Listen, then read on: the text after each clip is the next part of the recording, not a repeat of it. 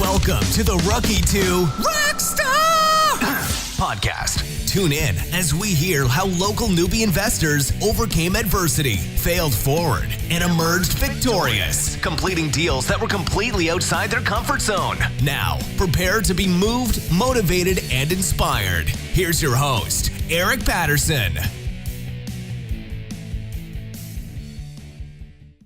All right, welcome to this week's Rookie to Rockstar podcast, and this week's guest is Bryce Palmer. Bryce and I met back in September, and when he was looking for a private banking policy to set up. And so, more about that later. But for now, just know that at the ripe old age of 27, Bryce took his family's financial future by the horns and bought his first investment property this year, a duplex no less. What's crazier is that somehow he convinced his wife and kids to occupy one side of the duplex while cash flowing on the other. That's what we call a power play, okay? Especially right out the gate. House hacking 101. So, and that's what makes this a Rookie to Rockstar performance here. Anyway, Bryce works as a software engineer out in Orem, and let's listen as he shares the details and lessons learned from his first deal. All right, welcome, listeners. We are here at the Rookie to Rockstar interview series, and today I have a special guest, Mr. Bryce Palmer. Bryce, say hello. Hey, guys.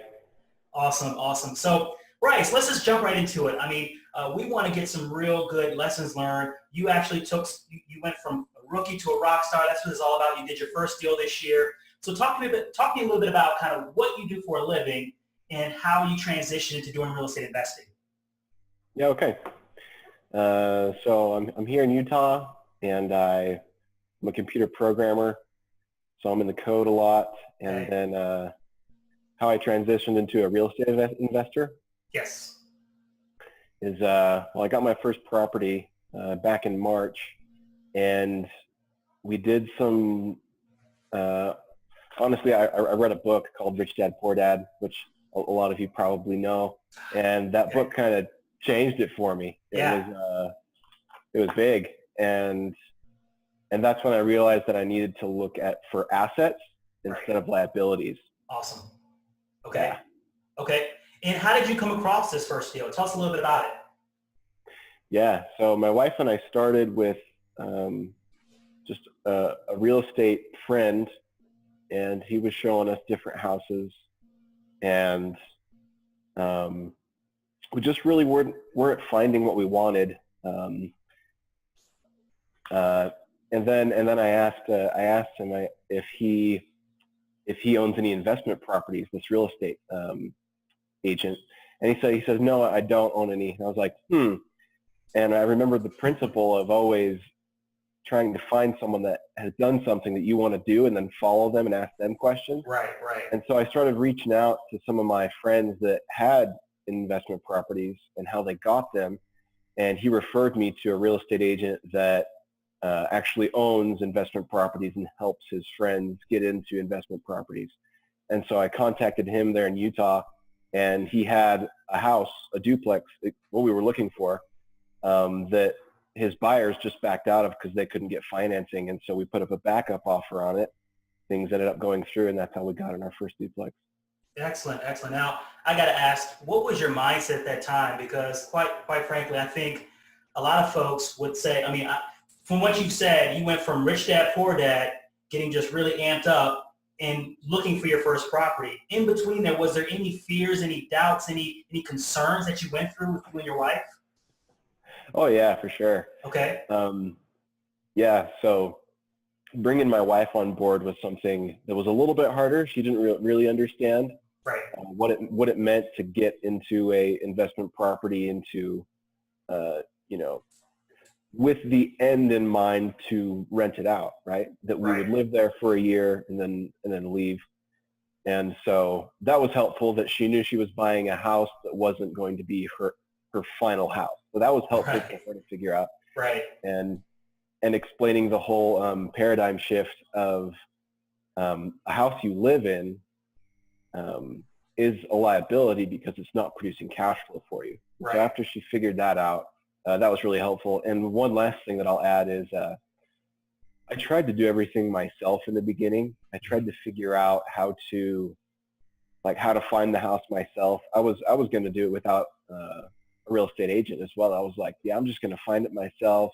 I'm going to save on not having the agent. And I was completely wrong. The saying, if you want something done right, do it yourself. Right. I would wager that if you want something done right, find somebody else to do it, because most likely they're much much better at doing it than you are if it's your first time. And so that's what I figured out. I was really stressed up in the beginning trying to figure out, 3.5% down FHA loan. How does that work? Right. And all that. And I just found someone that did it, and it was a lot easier from there. So just got out of my own way. Awesome. So I was going to ask you about the challenges that you encountered. It sounds like that was a big challenge for you, trying to do everything yourself and trying to overcome that learning curve, when in actuality, when you just hand it over, delegate to someone else whose sole job in life is to really take care of all that's their highest and best use, is to find the real estate and take you through that process, be your guide, so to speak. That was probably a better choice for you. So, okay. Excellent. How did you, were there any other challenges? I mean, did you ever hit a point where you thought maybe the deal wasn't going to close, or any other aspects of that journey that presented its issues? Oh yeah. Well, first of all, when we put the backup offer on the house, our real estate agent said there's maybe a 10% chance you guys will get through. I really don't know. Yeah. So he was really good at managing expectations so that we just didn't freak out and be like, yeah, we're going to get this house and it's all done. Because really it's not over until it's over. Honestly, we almost lost the deal because of some unforeseen things with my W-2 employment. Oh, wow. I had to get in and verify everything. And then eventually I just kept pushing hard and kept talking to people that have gotten into duplexes and what they have to go through. And yeah, it was tough, but it wasn't something that wasn't undoable. And so really the secret sauce to me being able to get into that duplex was the connections that I had and just reaching out to people that I saw what they were doing and I wanted that. And so I talked to them. And that's ultimately, I think, what ended up getting us in there. And that was a huge blessing. Excellent. Was this a certain group of people that you were talking to? Or, I mean, it sounds like they knew what they were talking about. Was there a group or a club or some sort of program that you were involved in at the time? Actually, no. I was just reading real estate books. I read Bigger Pockets. Right. I've read a couple of their books. Brandon Turner wrote How to Get a Property with No and Low Money Down, and then the book on rental properties. I read both those books, and then reached out to my friend. He owns 2 investment properties here in Utah, 2 rentals. Okay. And then eventually found my real estate agent that owns 3 rentals, and it was pretty cool. He was going to buy if I wasn't going to follow, if I ended up didn't get the property, he was going to make an offer and do it himself, because it was a good deal. He didn't want. That's one indicator of how you know it might be a really good deal you got there. So awesome. And you said it was a backup offer that got accepted. Is that right? That's right. That was a backup offer. Same here. My wife and I, we found the house that was in our top 3. We were kind of bummed that another offer took it, but we just kept submitting backup offers, and we were told the same thing like you. The chances of that ever happening are slim, but we just say, you know what, let's just do it. We have nothing to lose. And lo and behold, man, after a couple of months, we got the call, and we were ecstatic. I mean, it was crazy. So yeah, lesson learned, always submit backup offers. So cool. What's one actionable step that you would suggest to people, to some of our listeners who are having a hard time taking the next step, which is that actionable step to getting their first deal done? Yeah. I mean, I would say the number one rule is you need to be able to know what you're doing is right. And so I would definitely invest right here first and read some books about it. And if you have questions, figure out the right question to ask, and then just keep looking for the answer for that question. And if you ask it to enough people, you're gonna find the right place to go. I would say that would be the very first place to go is get your mindset in the right place. Sure. It's going to be a lot easier to get to that end goal. Awesome. Yeah. Kind of along those same lines, is there a specific book, website, resource that you would recommend? Kind of stay in that right mindset? Yeah, there's a lot of investors, and you can find somebody who's at your same level to explain things to you. On the Bigger Pockets, I think it's biggerpockets.com. You can go to the forums there, and you can connect with a ton of different people that are in your area, even local real estate groups if you have them.